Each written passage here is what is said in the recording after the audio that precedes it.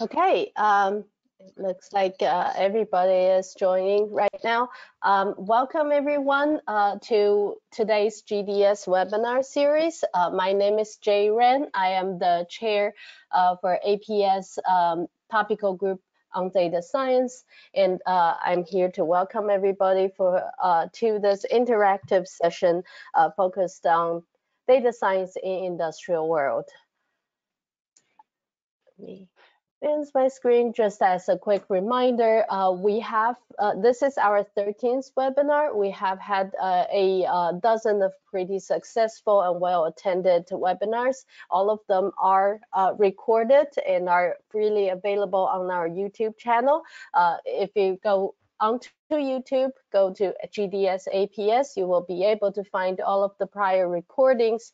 We have been covering a very large variety of data science topics. A lot of them are related to physics research and education, and there are also inspirational industrial physics talks in there. So if you're interested, please go on to our YouTube channel. If you have any suggestions or ideas or topics that you want to learn about, please feel free to reach out to us. We have you can reach out to us on gds@aps.org. You can also find us on our website, also on LinkedIn, Twitter, and Facebook. We also have a Slack channel, APS GDS. Please feel free to join. And today we have a panel discussion, which is very special for our webinar series. This discussion will be focused on data science in industry. We hope to get insights from four experienced industrial data scientists that have physics background and have been practicing data science in the industrial setting. And we gathered them today to share their experience and their advices for physicists who want to enter the data science field in industry setting. So at this moment, I will turn over to William Radcliffe for introduction to our speakers. So hello, everyone. My name is William Radcliffe. I'm the secretary of GDS, and it's my pleasure to introduce you to our panel today. So I'll start with Linda. So Linda is a senior research scientist at the Accelerated Materials Design and Discovery Group at Toyota Research Institute. Her current work integrates machine learning with materials science simulation, as well as experimental data sets, with the goal of shortening the discovery timeline and improving the fundamental understanding of materials. She has a background in various forms of DFT and computational spectroscopy. She obtained her PhD in applied and computational mathematics from Princeton University and has held research positions at École Polytechnique, the University of Illinois at Chicago, and NIST, which is where we met. Today we also have Sujoy, where he's the head of industrial machine learning at Unity Technologies. Very cool company, focused on computer vision and simulated data to improve real-world model performance. He earned his PhD in applied mathematics and theoretical physics from the University of Cambridge, working on understanding collective dynamics and transport phenomena in biological systems.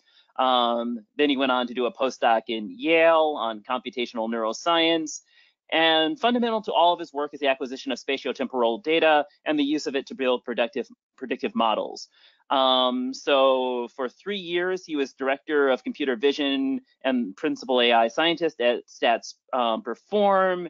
And now he's at Unity Technologies, where he's leading efforts at using simulated data to train AI in real world tasks. Next up is Jennifer, where she's the director of machine learning at IntelinAir, an ag tech startup using computer vision and machine learning to develop intelligence and insights for agriculture. Before that, she was a senior AI scientist and manager at Stats Perform, working on fine-grained predictions to use deep learning applied to basketball and soccer tracking data, go sabermetrics. She did her PhD in physics and astronomy at Northwestern, focusing on computational and statistical neuroscience. And she did her undergrad at Northwestern. Throughout her experience, she's been involved in all phases of the data science lifestyle, transforming raw data into compelling technology products through data modeling, architecture, machine learning, and visualization. And then finally, we have Mohammad, who is the founder of one of the founders of GDS and previous chair. He's a clinical assistant professor at Information Systems Department at Boston University. He got his PhD in computational physics in 2015 from Northeastern, where he studied strongly correlated electronic systems in low dimension, which I always love. And then he worked as a data scientist at Infor Dynamic Life Sciences after his PhD. And then he actually went back to academia, where his current research involves computer vision applications and automating cancer diagnosis, as well as large-scale, high-performance computing. He also does a lot of teaching of data science, big data, and applications of data science in business. So that's the introduction to our illustrious panel. And I'll kick off with some questions, but we want this to be interactive, so this is time for you in the audience to ask questions of people. So maybe the first question that I'll start off with is maybe if the panelists could tell us a little bit about how they got into data science from their traditional physics backgrounds. Maybe I'll start off with Jennifer. Sure. So as my PhD kind of came to a close, I loved being in academia. I loved the research I was doing, but I wasn't really willing to kind of go through all the uncertainty and fight with all of the, everything that I expected to come after that. So as I looked to move into industry, I applied everywhere. I applied, everything from management consulting. Data science wasn't really a thing. I think we were calling it big data. And so I think in truth, like a lot of the roles I was looking at actually were more on the data engineering side. I applied, I think I applied all over the place and wound up at a commercial insurance company. And one of the reasons I was willing to make that jump, or I felt more comfortable making that jump, is another physicist I knew who had actually been my TA my freshman year. She had gone into the analytics in the insurance world and had done very, very well, and found it fulfilling. And so I felt kind of comfortable going along that route too. And so I was there for about a year when positioned to do more on the kind of tech machine learning side opened up at sports analytics company, and so then I moved over there. So for me, it was one, just not willing to go through the academic uncertainty. But as far as like knowing what I wanted to do, like it was hard. I didn't have a lot of, I didn't really know what my other options were. And I wasn't necessarily excited about all of them. My main comfort in going here was that I knew somebody who had kind of gone before me and found success. Great. And Mohammad? Absolutely. And I would like to second what Jennifer said at the very end, that I also, as a PhD student graduating, I didn't know what other options I had outside of the postdoc in the exact field that I was doing research, which I really liked, but I wanted to do a little bit more applications of what I was doing, or maybe something a little bit different, more practical. And the options were very limited, and especially around the physics department wasn't able to be a lot of help, and even APS wasn't a lot of help, except in very specific areas at APS. There were a few aspects that helped me a lot for my not even finding a career, but just getting ready to apply for a job outside of a postdoc. So that was a big thing for me, that I couldn't really get any help from people, or just finding out what other people were doing after the PhD if they weren't doing a postdoc. I felt lucky. I attended a summer school the year before I graduated. It was at the Wolfram Research, and there I did a very interesting short-term data science project, which was predicting the weather for next hour, short-term prediction for precipitation. And that wasn't my first machine learning project. I already had used quite a bit of machine learning in my research, but that was the first practical one and the first that I could actually talk to people, talk to employers, and tell them that, hey, I did this, and it took only 3 weeks of my time, but the impact it had for me, realizing that this is something I'm interested in, this area to move forward. As Jennifer was saying, I didn't know what other options are out there. I tried a few routes, started learning a little bit here, a little bit there. And I realized immediately, nope, this is not what I'm looking for. This is not what I'm looking for, until I came across data science and I realized I had probably 70% of the skills needed for it. And I just need to educate myself for the remainder and learn the language. But I think that summer school that I did, and I worked with Stephen Wolfram for that project, and finishing that project helped a lot for my portfolio. After that, I got my offer fairly quickly after I started looking into data science. So I didn't explore a ton, but I got lucky enough that the company I started working for, within that company, I worked on a healthcare problem and multiple different business areas I got to work, and was able to explore a little bit, didn't have to narrow down very quickly. But that's just basically the general. There's a lot of, there was a lot of luck involved for me to come across data science, but I'm happy the way the things rolled out. Awesome. Sujoy? Yeah, I'd like to echo Mohammed's statement that there's a lot of luck involved. I think that's very, very true. I started really using the sort of modern suite of machine learning tools, which really like deep learning tools, in my research project as a postdoc. So throughout my career, I basically did non-invasive measurements of biological systems, which meant optical. And so optical means deep neural networks, means computer vision, means convolutional neural nets, all this kind of stuff. And so around 2012, when that kind of big boom happened, I was trying to deal with this very complicated vision task of measuring neuron morphology in living organisms, in a fly larva in this case. And so, I had these huge stacks of data that were very tedious to extract meaningful information out of, but we had these nice hand-drawn labels. So this is where I sort of started getting in. I was like, okay, we should use these deep neural networks to solve this problem. And that's what built my entire portfolio in the field, I think, really, was that I sat down and actually had to build something that would work not in an industrial setting, but in a practical academic setting. So it was like, instead of being a toy problem, it was a real problem. So I had to start digging in and fixing real issues. And so I think that was a big part of how I got the job at the company, the same company Jen got the job at.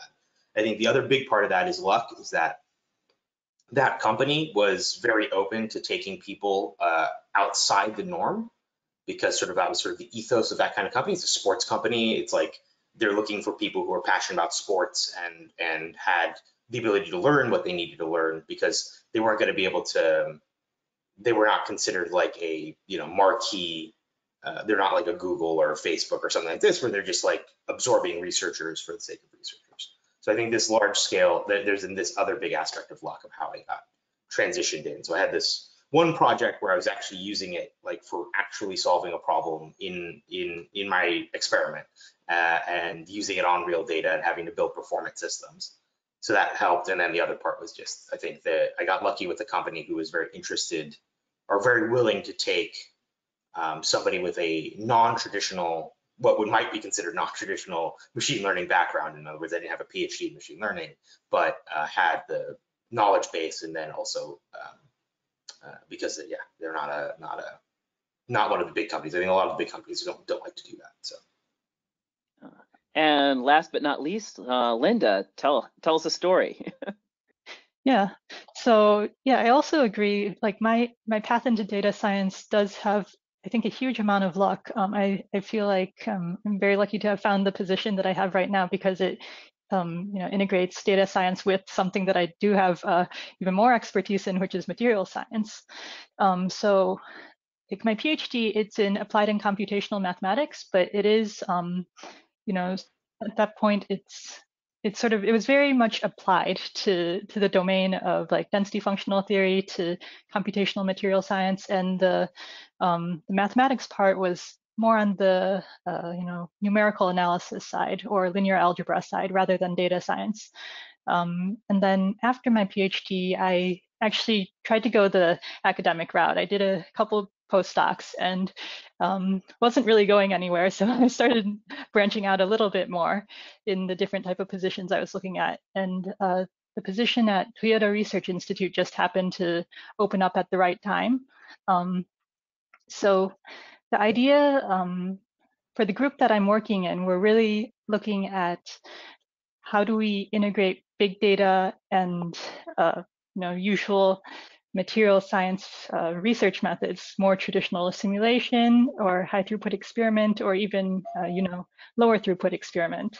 So it's sort of having the background in materials is sort of essential for this job. And then I think the fact that I had been working on the different projects that I'd worked on hadn't been very strong in data science, but it is sort of, the simulation side. So, knowing Fortran or knowing Fortran is probably not as essential, but knowing Fortran helped with learning Python, and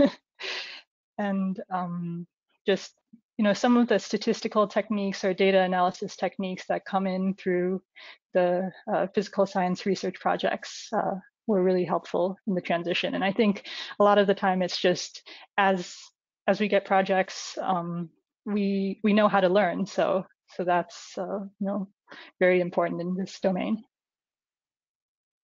Let's see. So another question comes to mind, a little bit about how do you find industry different from academia? So maybe I'll ask Linda about this to start, and we'll also go around a little. Yeah.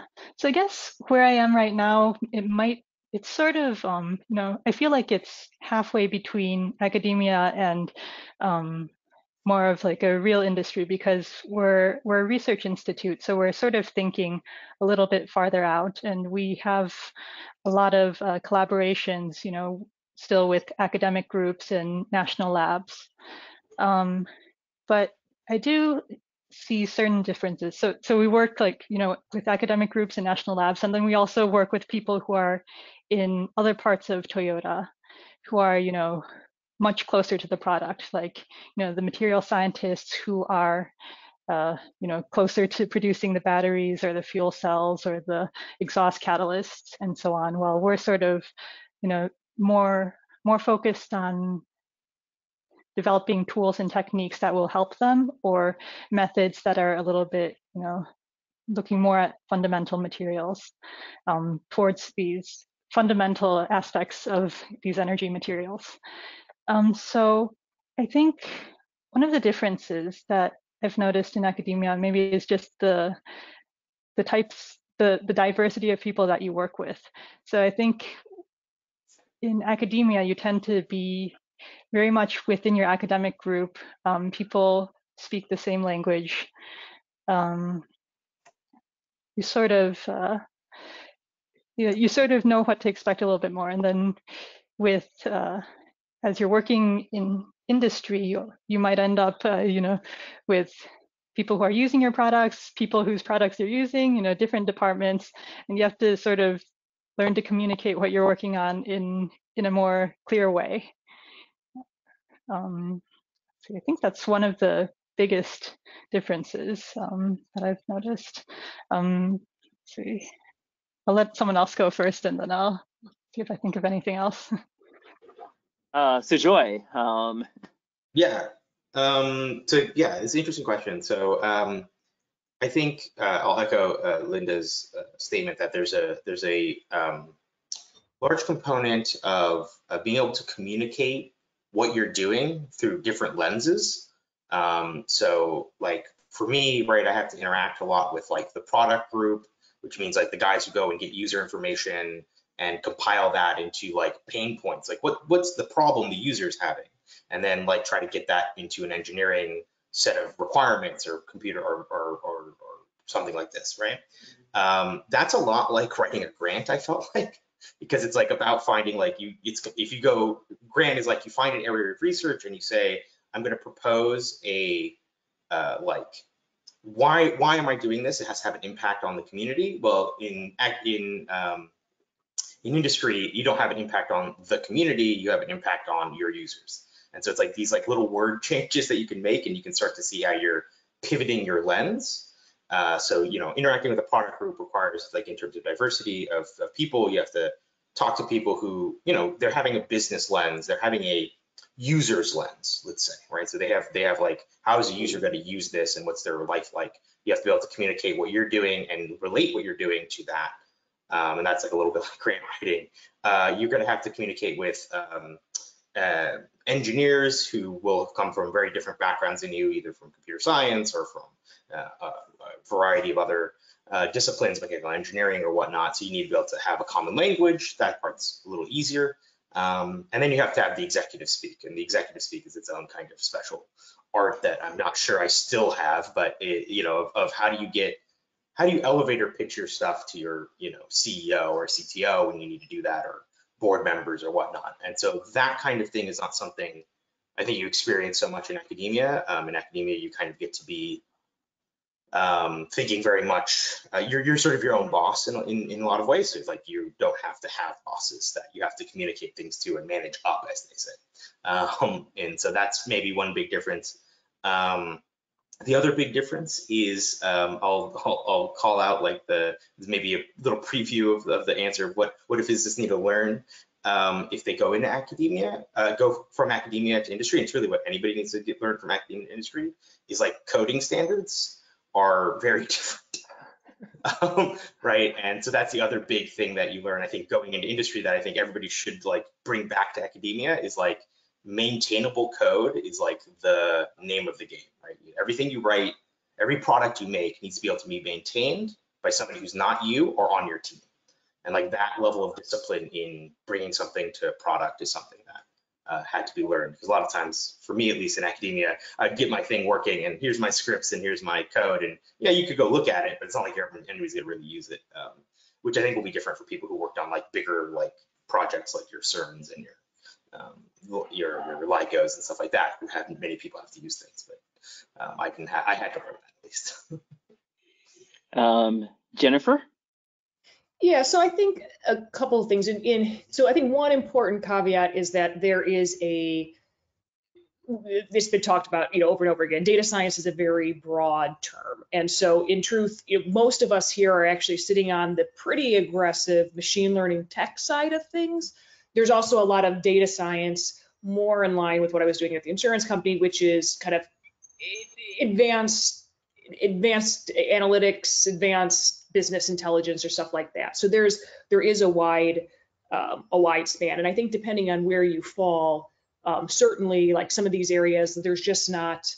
I think a lot of PhDs, and you know, will come out and say, oh, I found a data science job, and what you're doing is basically let's write some SQL, build some simple models and stuff like that, and it maybe doesn't have some of the intellectual challenge that you're looking for. I say that just because that was one of my primary concerns coming out of graduate school, was like, am I going to be bored for the rest of my life? That was probably my primary concern finishing my PhD and going into industry, was that I was afraid I wasn't going to find something that was intellectually challenging enough.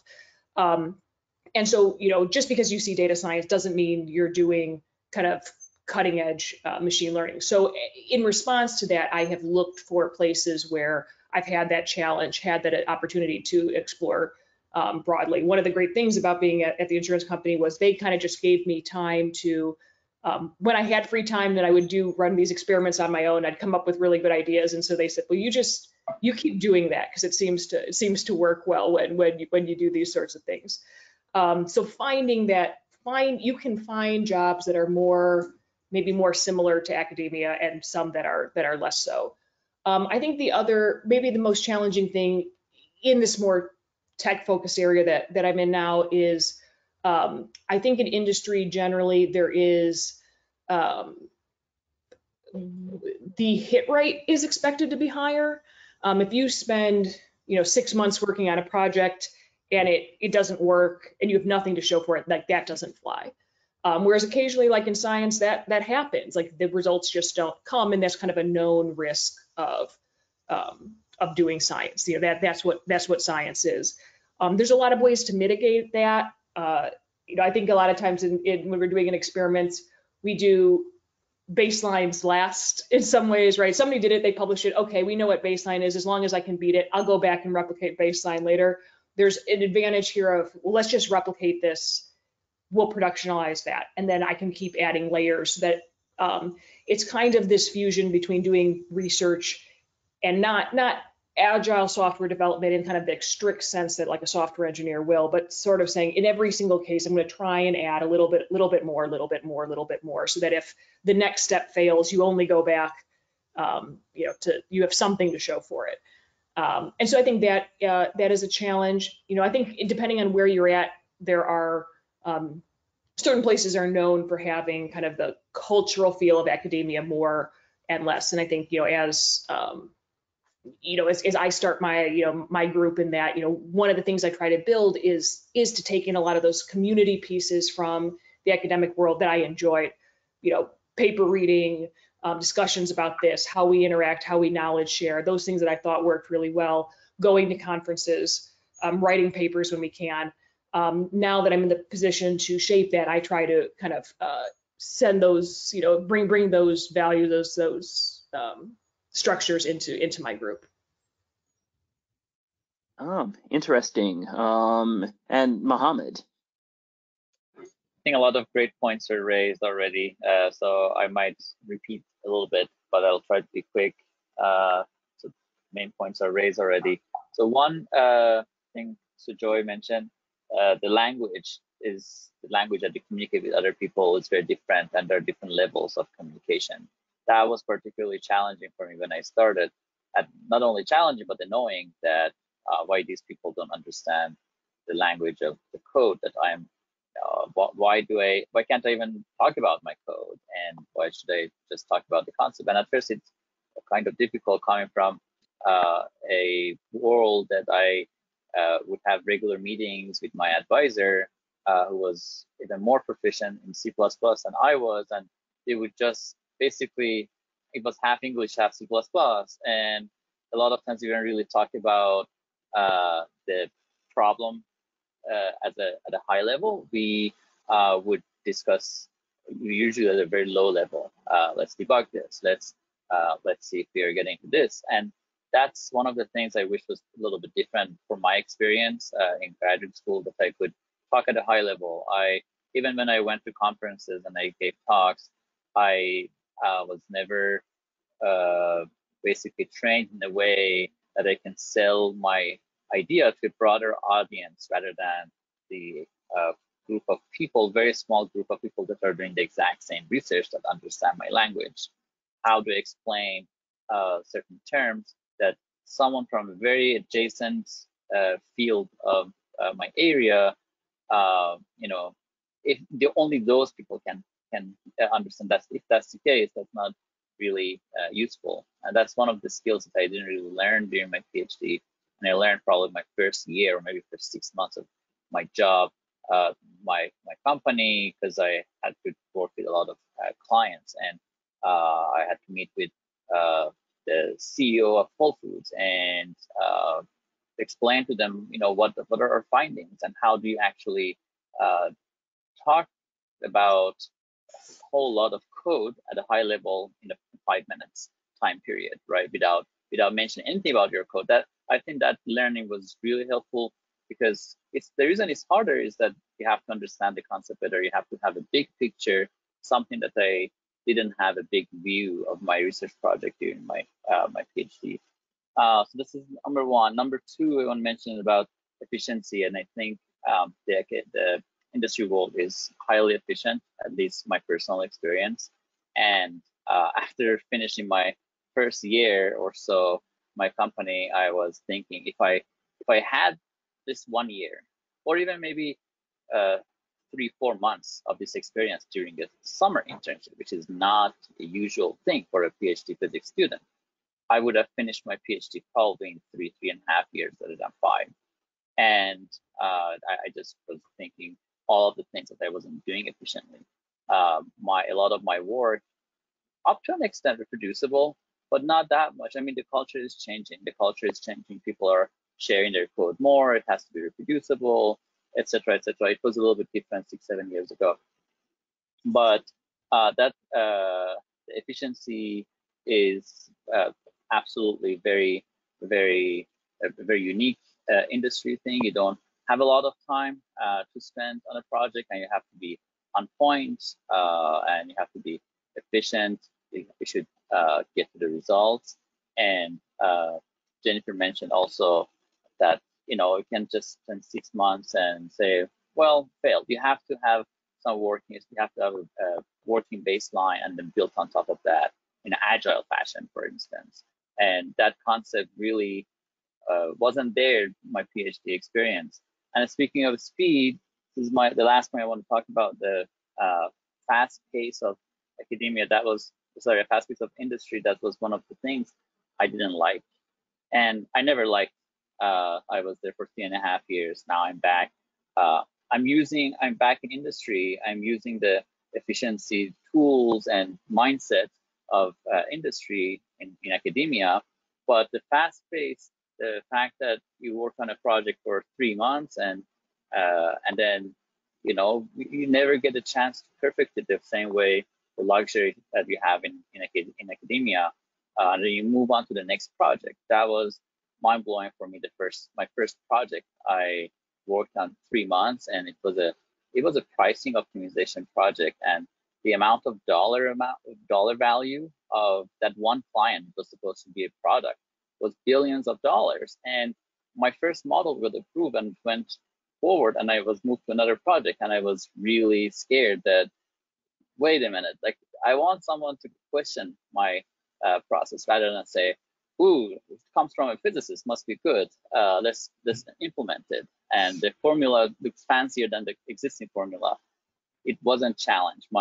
And that was one of the things I never appreciated about industry, that you don't get as much challenge by probably your peers. The main challenge remains at the shareholder and the customers. They're the ones who actually decide. So there are methods to avoid catastrophes, that you build something, go out, and it completely fails, and companies have learned how to do that. But at the implementation level, I think the fast pace and the fact that you don't have a lot of iterations to perfect your research. I'm not talking about the product, but a research, something that is completely new. That is something that I didn't find in industry, and I wish it was there. Huh. Very interesting perspective. So we actually have a question from the audience, from Janavi. So Janavi, I'm going to unmute you if you'd like to ask your question.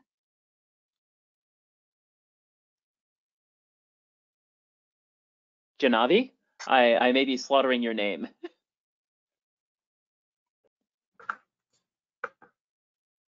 So you are unmuted.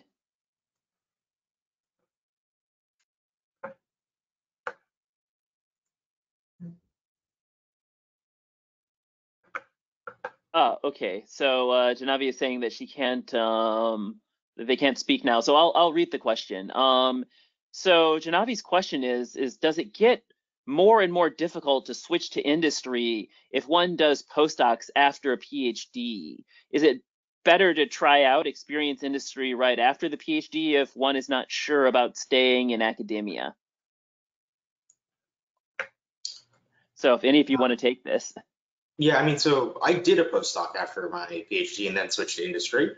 I think the thing, maybe the bullet you're going to have to bite there is that your postdoc experience won't really count for much in terms of like your industry level. But there's also a thing where I think there are certain certain companies and certain hiring managers who will happily take somebody after their postdoc. I, for example, will happily take somebody after their postdoc. Regardless, I might not take them at like a senior level. Like, I think that's the thing you'll have to say is like, well, I did 4 years of work experience or 3 years of work experience during my postdoc. It's not the same kind of work experience, so it might not count for as much as you want it to. But it's not so hard. I don't think it's a, you know, didn't hurt me. I don't know. I think the culture is shifting as well. I mean, one of the challenges I had just coming straight out of my PhD was up and down the road. People just told me that my PhD was worthless. And in any case, like a lot of times they held it against me and said, well, a PhD is proof that basically that you can't get anything done on time. That was by and large the most common comment that I received. And they said, well, you have no work experience. We're going to bring you in at a junior level. And in truth, I got hired in at just above the junior level.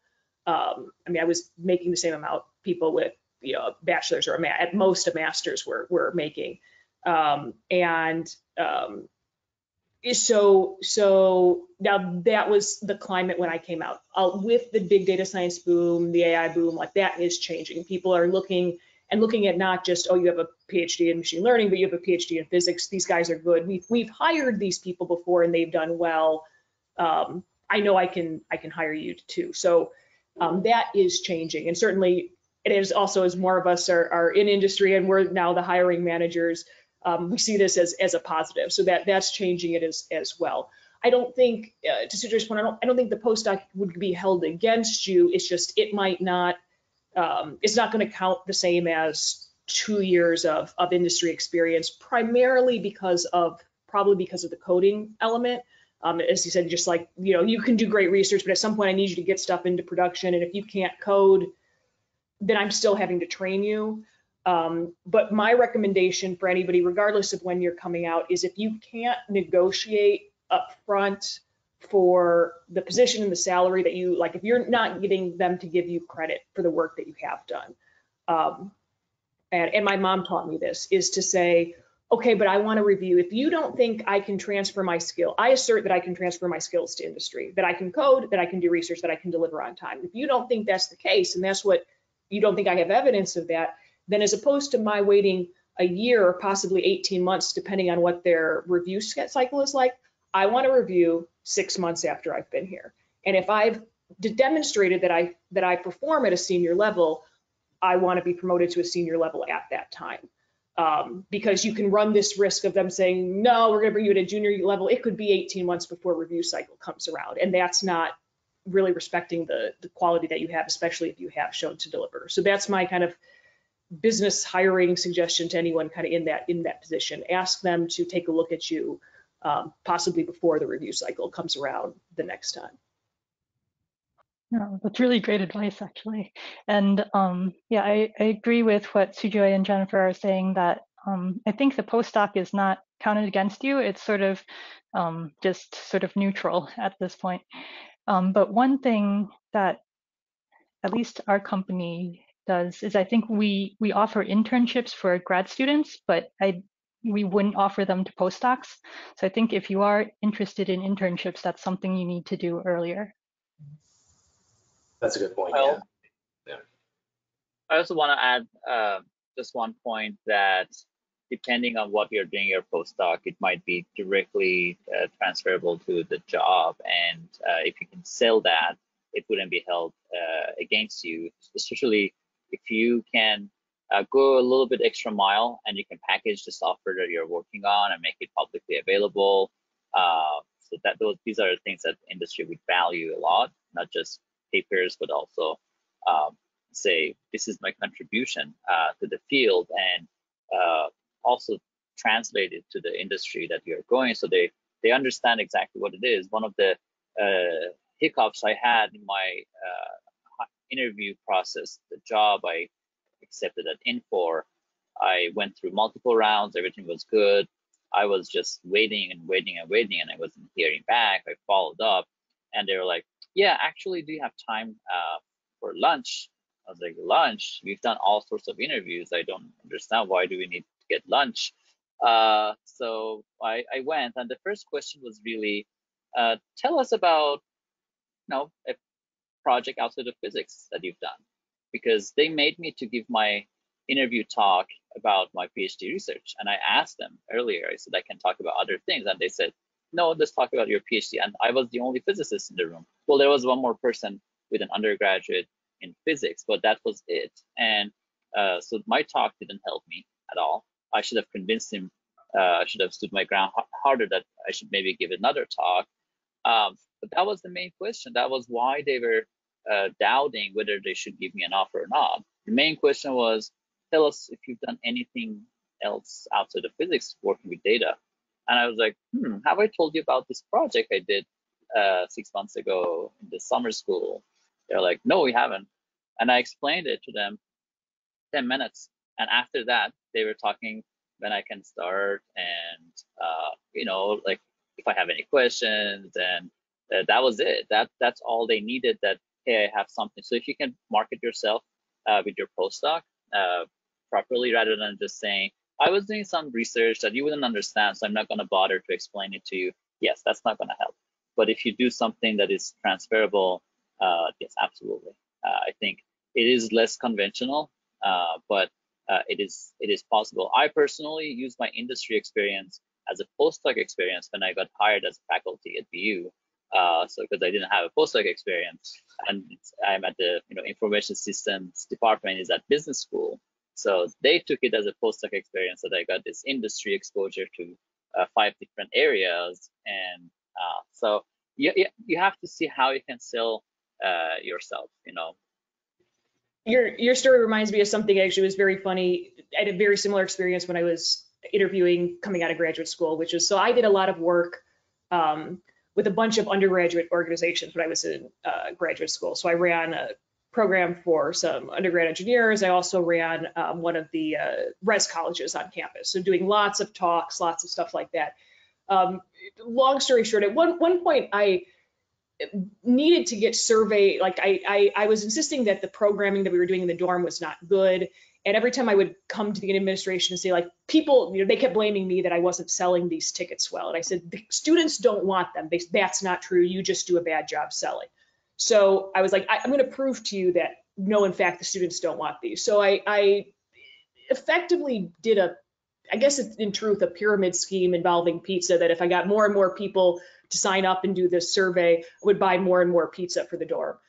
Shocking how this works. So I got like 80% of the dorm to respond to the survey when survey rates were only around usually like 20% tops. So I got 80% of the dorm to respond to the survey, got all this survey data, put this report together, went back to the administration and said, look, this is what the students say. And I had enough data there to back it up. There's not even data science in that, right? I wasn't even fitting a model. I literally just said, here's the average response. Here's the distribution of responses per questions. Here's what it means. This is what we need to go going forward. And in so many cases when I would interview, people were more receptive to that story than to my PhD thesis, because it showed that, like, I identified a problem, I went out and collected the data, maybe in a sneaky way, and then I went back and convinced, again, business people that here's the data, here's that support it, here's the recommendation going forward. And that really shockingly resonated with people. People wanted to hear about that even more so than my complicated PhD research. Let's see. So we actually have another question from the audience. This time from Yadu, who I've unmuted. Hi, hello. Thanks for your insights. I had a specific question about the coding part of the hiring process of to the data science industry.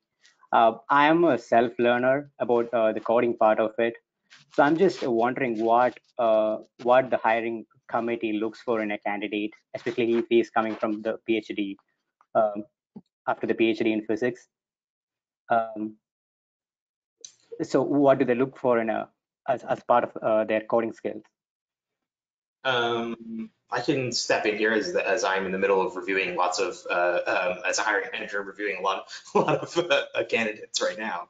So very much in the middle of thinking about how to review people's coding skills is one, different companies will have different approaches here in terms of how they evaluate your coding in an interview process. But, and instead of talking about that, maybe I'll pivot it away to say, what is it that we need in your coding practically? I mean, our evaluation processes may be flawed, but we're looking for is maintainability of code and simplicity of code. So one of the things we think, I think about a lot when I'm looking at somebody's coding exam is this very readable? I don't care if it's the most elegant solution to this toy problem that we've given, but is it readable? And if I gave it to somebody else, could they debug it? And so, you know, it's a joke we used to have at both companies that like really complicated list comprehension methods in Python, though very efficient, can be quite dangerous because they're completely unreadable. And I'd rather you write the little for loop and have it readable. And then if we need performance improvements, we'll go to the list comprehension because we need it. But it's not as elegant a solution, but it's more readable, it's more maintainable. And that's one of the big things that I'm looking for in terms of coding skills. Particularly true in the sort of deep learning field, where like your elegance, all the algorithmic elegance is in the model. It's not right, like you don't like your ability to code a star in a super efficient way is sort of irrelevant now because I just use a machine learning model to solve that problem and it will be elegant. the set of weights and biases will be elegant, and I don't need to be I don't need that, but I do need your code to be maintainable so that somebody else can come in if there's a bug in your training script or in your evaluation script or something and can fix it. Because again, when that model is in production, you're not going to be the one maintaining it. The day-to-day maintenance is going to be on some engineer, and so they need to be able to read it. So that's the skill set that I know I'm looking for, and that's what the committee is really looking for when it comes to the coding part specifically.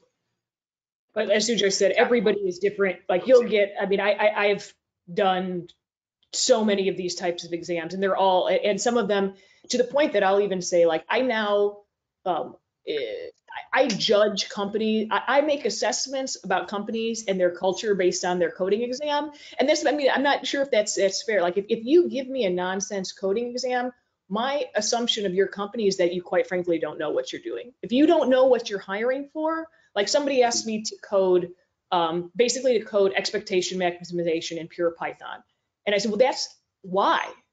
Like that's inefficient. If you know, and as efficient as possible. Well, so I would use NumPy because it's C++ based. That's the correct answer. Or I would use something that's packaged in scikit-learn because it's based on NumPy, which is based on C++, which has already been optimized. So what you're asking me for doesn't make sense. If you want to see me, you know, ask me to work through a problem and give you, you know, show you that I can give clean, reproducible code. But some of these code, you know, to say what are they looking for, quite frankly, I don't know. I'm not sure they know. And quite frankly, as you're doing your interview process, if you come up, you know, with some of these hacker rank things, the questions they're asking, they're silly. And if they don't know what that skill set is, how do they know that you're a good fit? How do you know that people are in the right position? So I've kind of over time have turned on a lot of these exams and I use it. And if I look at it and go, this doesn't show me something, I would recommend like maybe it's not worth your time because this might not be a good fit. On the flip side, when you do have good coding exams, a recommendation I would make is a previous company did a lot of TDD, right? So test-driven development, where you write the test first. And I think that is, especially if you are coding actively with somebody, very powerful thing to say. You know, they say, I want you to write me an algorithm that does blank. And you say, well, here's the test. I know the algorithm works when, you know, 3 + 5 = 8. And I write that first, and then I write my algorithm that every time executes this.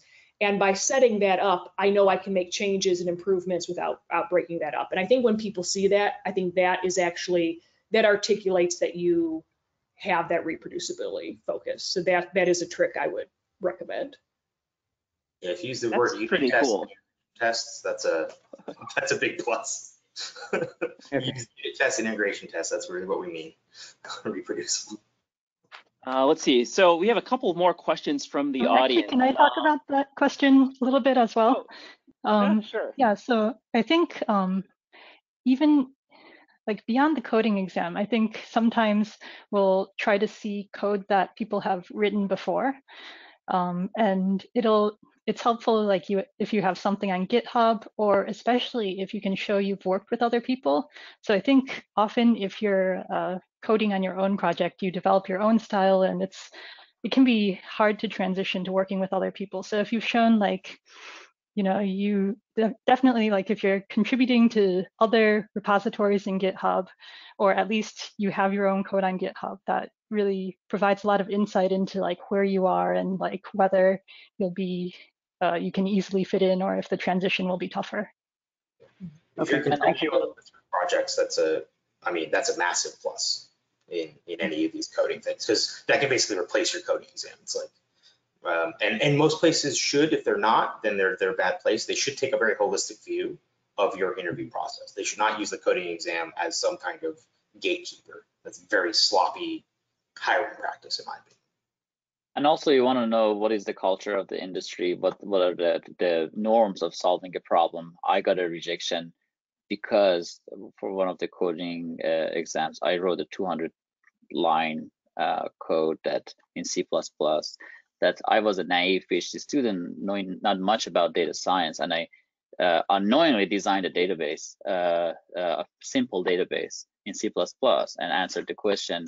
And of course, I didn't get a call back after that. But later, I learned that there's this thing called SQL, that I could have answered it in 3 lines. That's what they were expecting. They probably got a kick out of it just going through my solution. You're like, what is this? And some companies might actually like that. And for this company that they need someone to take, 1 hour, answer that question and move on to the next question, they don't. So I didn't get that job. You did that in an hour?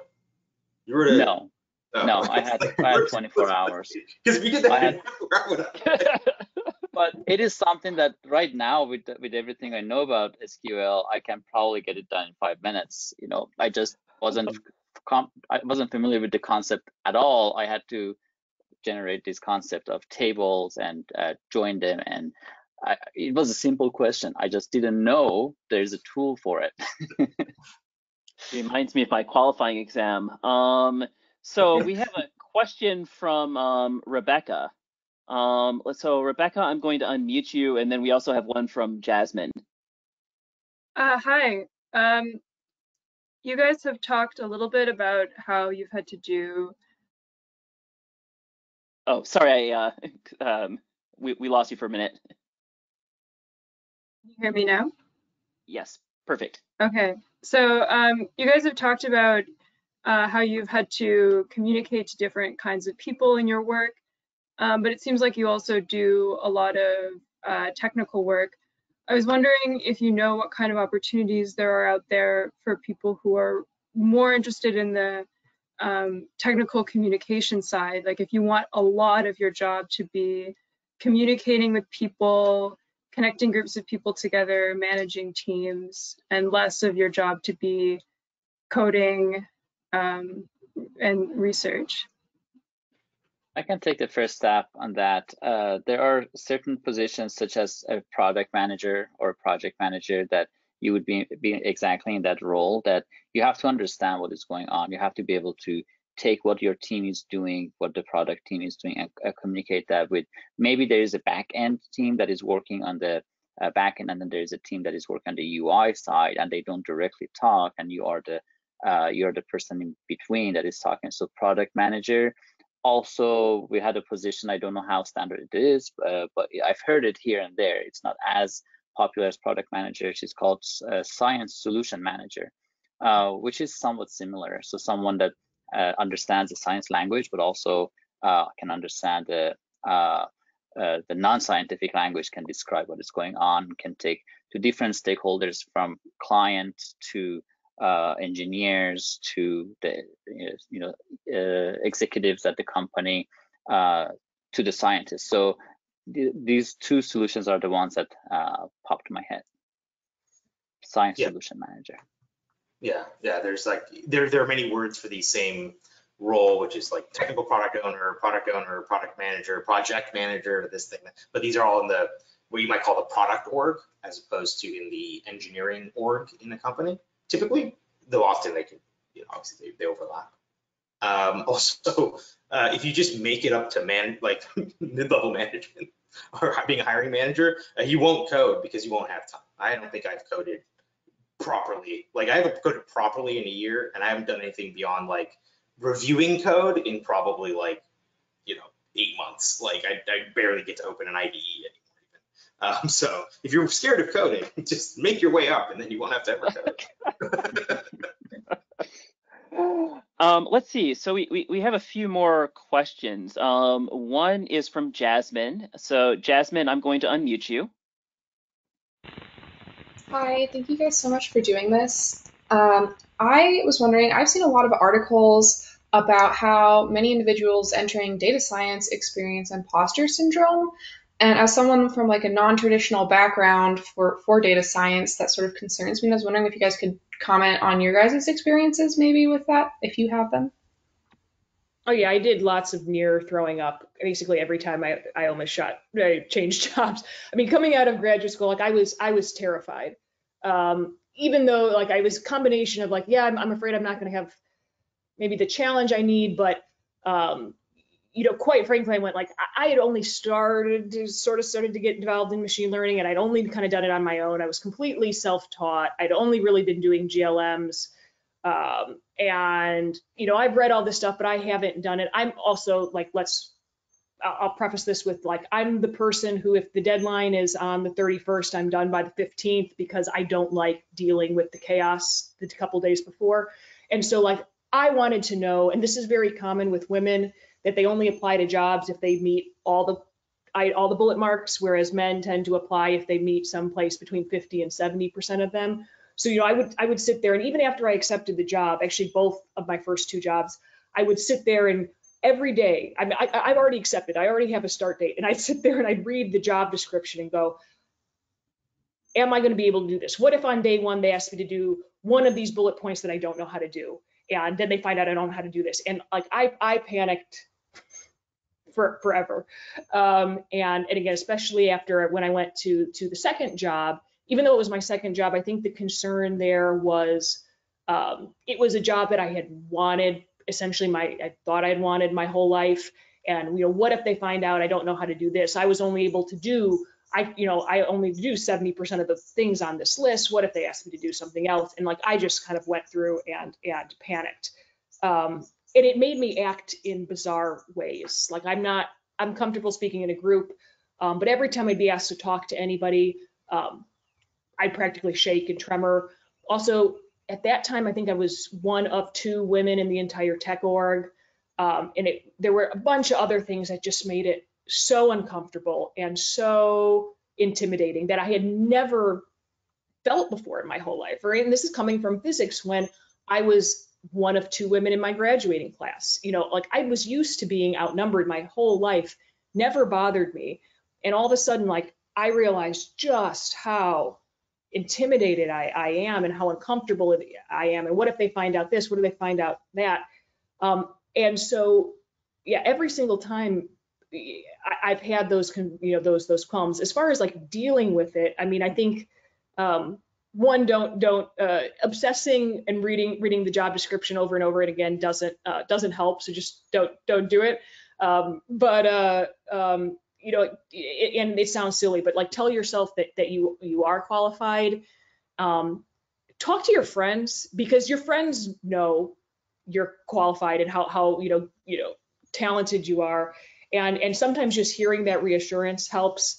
And the other thing that I always kind of fall back on is right. So I started out in high energy physics and then switched to computational neuroscience, and so during my PhD. And so I say like I always need to fall back on the point of that I can learn anything. And like, that's my kind of silver bullet. It's like, I have proven to myself over and over again that I might not have that skill today, but I can learn it. And that is kind of my go-to mantra when I start feeling insecure that like, yeah, it's a learning process and I am capable of getting this done. Thanks for such an incredible answer, Jennifer. So we have two more questions if the panel has time to stay a little bit later. We have one from Elizabeth Joe. I'm going to unmute you. I hope I unmuted the right one. Self-muted, I guess.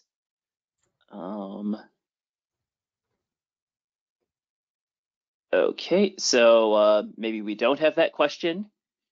And let's see, we also have one by Jesse Waller. So let me try to find you, Jesse, so I can unmute you. Jesse Weller. So Jesse, I'm going to try to unmute you. Oh, you're self-muted. Okay, so I'll read Jesse's question. So Jesse's question was, I guess a timely one, which were, do you have any comments on the economic impacts of the pandemic and the hiring landscape for new graduates currently trying to step into industry? Any predictions for the next year or two? Ooh, ouch. But definitely relevant. Tough question. I mean, at some level, I don't know that, I'll pull some imposter syndrome stuff here. I don't know that I'm qualified to answer that question, really. I could say, I think there are companies that are going to do well, are going to keep doing well, and there's companies that won't. And I think uncertainty is not something that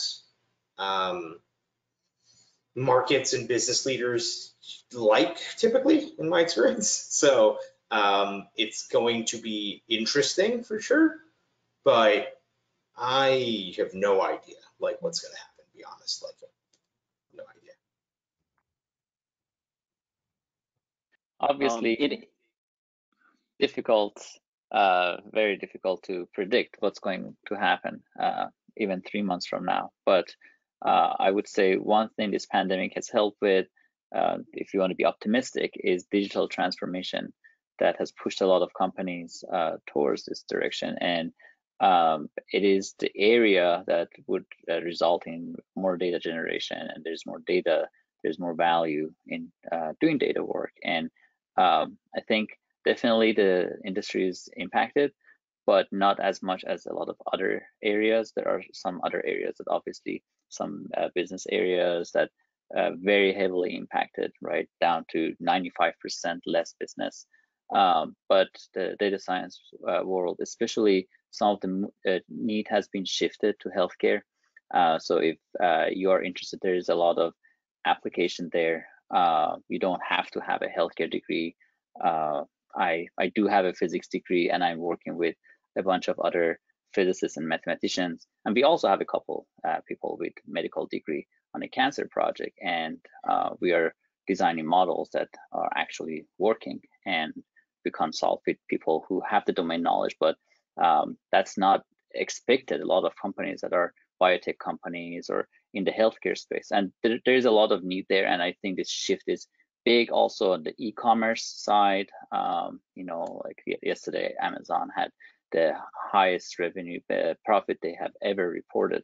A lot of the e-commerce, they are doing really well. They're hiring a lot, and so the need has shifted.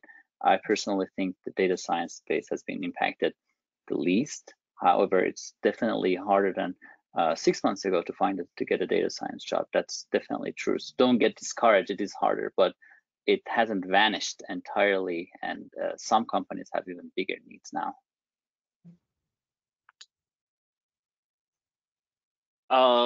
Let's see. So I realize that I've overlooked Ali, who has a question about large and small companies. Ali, let me unmute you. Oh, you're self-muted. Okay, so there seem to be a number of people who are self-muted. So I'll read Ali's question. So what are the cons and pros of working in a small versus a large company? Which do you recommend for somebody who's going to be entering the industry for the first time? I feel like, so I'm sort of in an interesting place because TRI, this part of Toyota Research Institute, was relatively new when I started. So it was like maybe 100-ish people. Well, Toyota as a whole is like 360,000 people. But it sort of felt like a small company as I was starting up because we were also a new team. But in terms of like, we sort of had more say in the direction of what we're working on. And then we also had to do many different tasks. So I think that's sort of what I would view as the advantage of being someplace smaller. Well, the advantage of being with a bigger company, which is Toyota, is that it's a more secure position. So I think that's what I've seen from my experience. I started out at a huge company, right? Zurich Insurance is international, thousands of people all across the world. And next company was a couple hundred, depending on how you count it, all like the part-timers and stuff like that. Now I'm at a startup, we're about 50 to 60 right now. So I've gradually gotten smaller. I think the benefits of a big company are everything that you naturally get with scale. The support around just the ability to get access to stuff, like your benefits and training, and all of that is, especially like a company of that size, it is very formal, it is very regulated. There is somebody dedicated there to answer this question. Like your risk of somebody forgetting to send you your paycheck is almost zero, because all of that infrastructure is there. On the flip side, you're going to have more bureaucracy, right? But like Zurich was an amazing company also because they did lots of philanthropy. We had the opportunity to go do Habitat for Humanity. So the company outside of like our analytics team was about 60, but the company internationally is doing all of these events, all of training, philanthropy, and so there were a lot of resources. Like they took the effort of actually building a community within the company. They wanted that company to kind of be your family, and they had the infrastructure around that. At a smaller company, at the tiny company, the startup that I'm at now, 50, 60 people, I know everybody. So we are also that family, right? And we have that family vibe that, everybody knows everybody, and stuff is there as well. And we can do stuff naturally. As smaller, you're more agile to execute stuff. In the middle, you kind of have this middle ground where don't necessarily have the infrastructure, but too big to know everybody's name. So usually we wind up kind of clustering with your department or the handful of people that you interact with. So, the bigger it is, the more kind of uniform, the more stable. I like, I actually like, I don't think the size has impacted me that much. I kind of like all of them. But I don't think, and I think, to say, I don't think there's a right answer for everybody coming out of grad school. I think a lot of it depends on your personality. You tend to move faster the smaller the company. So if you want that vibe, you're more likely to find that kind of speed and control in a startup situation as opposed to a massive international company. I know we are over time. I'm going to be short and try to be on point. Two advantages on small versus big companies. For the small company, I think you have the advantage of being in charge of more things. So if it's your first job, it's going to basically help you widen your horizons, and for moving to your next job, you have learned definitely a lot more.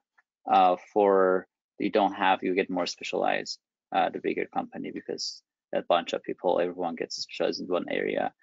And one advantage for, in addition to what Jennifer just mentioned, by the way, also, what Linda mentioned, I had a similar experience when I started my company, and it was a small team. We were operating like a startup. We had the financial backing of a 16,000 people company. So it was, we had the best of both worlds. But for a big company, you have, in addition to the things that Jennifer said, I had one more point that totally forgot. So let's stick with the first one I said about the small company. But there are ups and downs for which direction you go. Yeah, I would agree with that. It's a trade-off between exposure and specialization. All right, so I'd like to thank our panelists so much for giving their time and insights today. Some of them are on our Slack channel. I have no idea how much time they'll have to respond, but one can always try. And so let's bring this to a close unless there's any last thought from the panel, any closing concepts. But if not, thank you very much. And for those of you that joined, please tune in next time, and we look forward to seeing you then. Bye. Thank you. Bye-bye. Bye.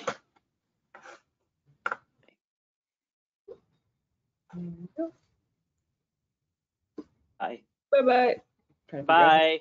Yep, bye-bye.